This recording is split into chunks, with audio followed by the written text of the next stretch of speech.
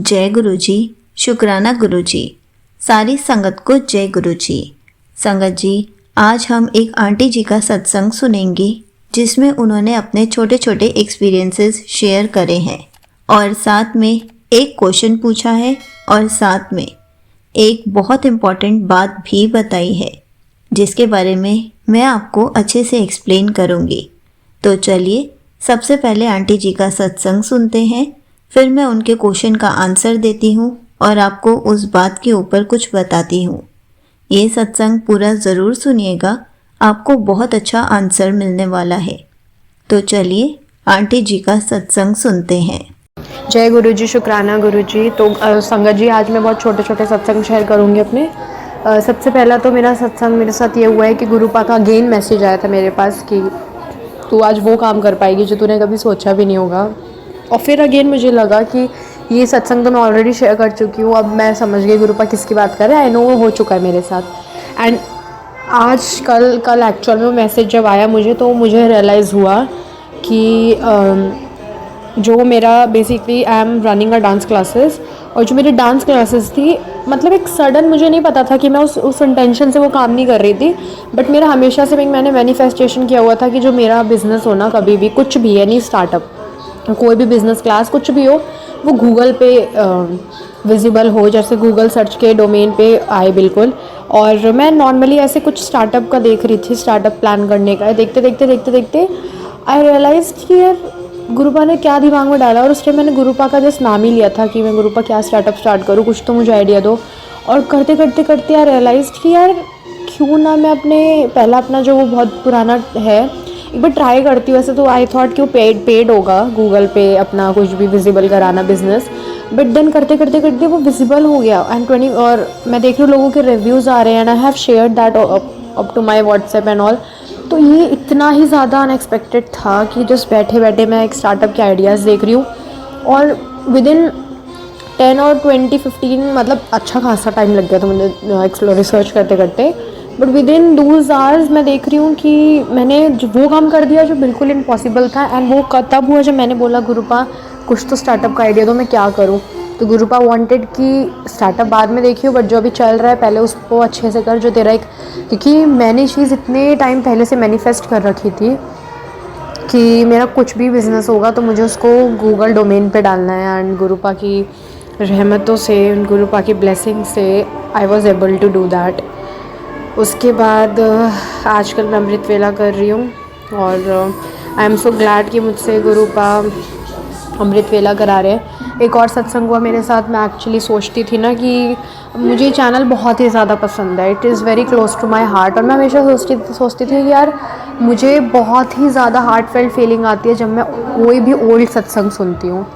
मैं सोचती थी काश क्यों नहीं मैं अगर कोई ओल्ड सत्संग सुनती इसी चैनल पे आते तो कितना अच्छा रहता है। एक तो one of the trusted channel है ये, ऊपर से ओल्ड, क्योंकि मैं जब ओल्ड सत्संग सुनती हूँ ना संगत जी, मुझे नहीं पता मैं कहाँ पहुँच जाती हूँ। मुझे ऐसा लगता है मैं गुरुपा के जस्ट एरा में सामने बैठी हूँ, क्योंकि मेरी हमेशा से ख्वाहिश अधूरी रहेगी कि मुझे गुरुपा को चोले में देखना था उनको, क्योंकि अभी एक एक मोमेंट वो मेरे साथ है, एक सांस में मेरे साथ है। बट मुझे पता है अगर वो होते तो मैं उनको हग कर सकती थी, वो मुझे मेरे सर पे हाथ रख के आशीर्वाद दे सकते थे। एंड आई हैव मिस्ड दूस थिंग्स। मुझे लगता है मैंने कहीं ना कहीं मिस कर दिया, तो मुझे बहुत बुरा लगता है कि काश मैं गुरुपा को चोले में देख सकती। तो जब मैं ओल्ड सत्संग सुनती हूँ ना, समहाउ रिलेट टू मच, मुझे ऐसा लगता है मैं उसी एरा में पहुँच चुकी हूँ।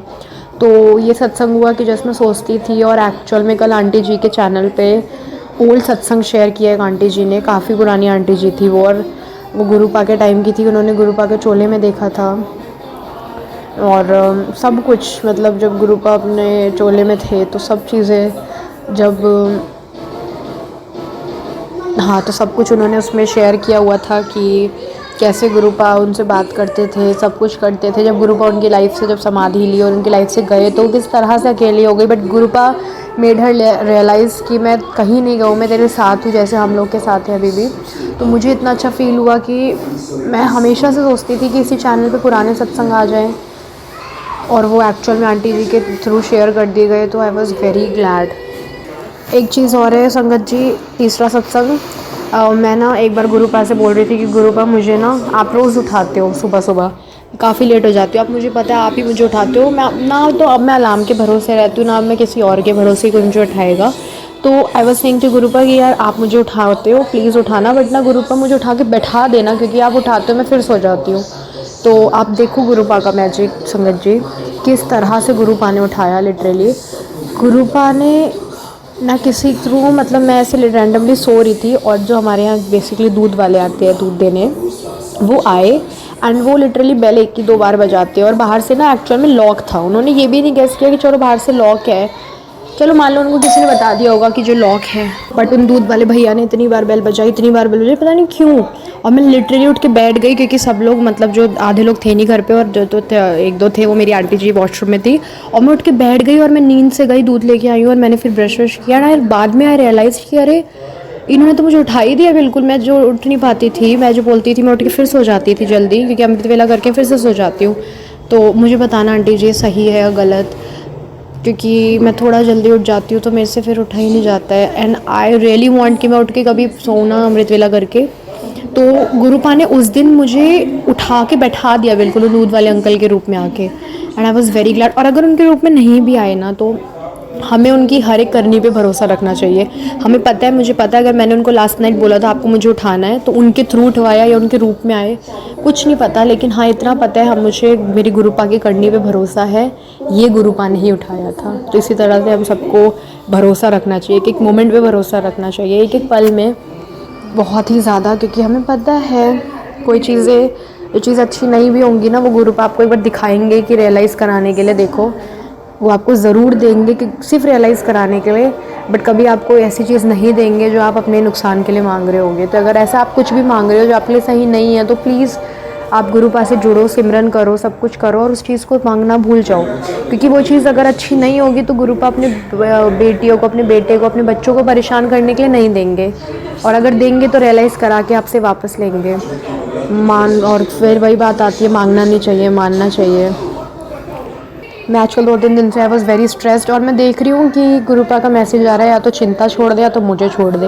ये भी मेरा एक बहुत बड़ा सत्संग था, गुरुपा ने मुझे बोल दिया कि,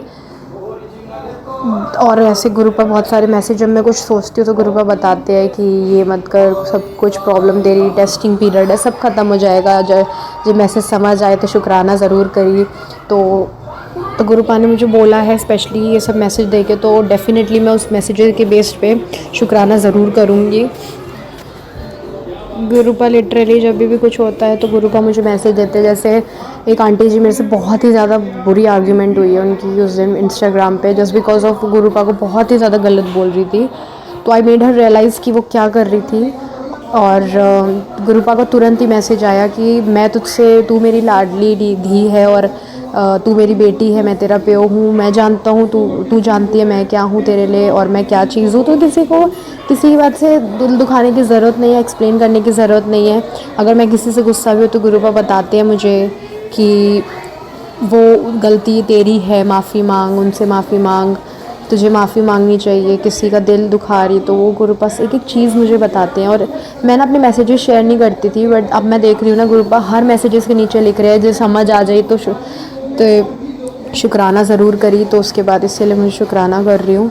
तो आई एम वेरी ग्लैड कि जिन रिश्तों को मैं नहीं तोड़ना चाहती ना, उनको एक्चुअल में गुरुपा भी नहीं करना चाहते। कहीं ईगो क्लैशेस आ जाते हैं तो एक्चुअल में गुरुपा सब चीज़ क्लियर कर देते हैं आंसर देके, एंड बहुत ही ज़्यादा अच्छा फील होता है मुझे अब गुरुपा ऐसा कुछ आंसर देते हैं ना लिटरली, कि मेरे दिमाग में ऐसी ऐसी चीज़ें गुरुपा डाल देते हैं। ये मंत्र जाप आरती करो, जो मैं कभी पूजा नहीं पहले करती थी, बहुत मानती थी भगवान को बट कभी नहीं करती थी, बट अब गुरुपा डाल देते हैं दिमाग में, सब चीज़ें करती हूँ। तो इसी के साथ मेरे सत्संग यहीं पे मैं अपने सत्संग को विराम देना चाहूँगी।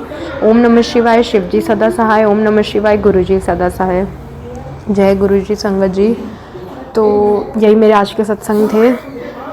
आई होप आप सब बहुत खुश रहें, बहुत ब्लेस्ड रहें। आंटी जी इतना अच्छा काम कर रही हैं, वो काफ़ी ब्लेस्ड रहें, and thank you so much auntie ji, thank you so much संगत जी। Thank you so much auntie ji. आपने अपना सत्संग पूरे गुरु परिवार के साथ शेयर किया। आपने बहुत अच्छे से बताया कि गुरुजी आपके साथ मिरेकल्स कैसे करते हैं। संगत जी, सबसे पहले तो आपने ये बात पूछी है कि अमृत वेला करके सो सकते हैं या नहीं। संगत जी, हम अमृत वेला करने के बाद सो सकते हैं, उसमें कोई प्रॉब्लम नहीं है।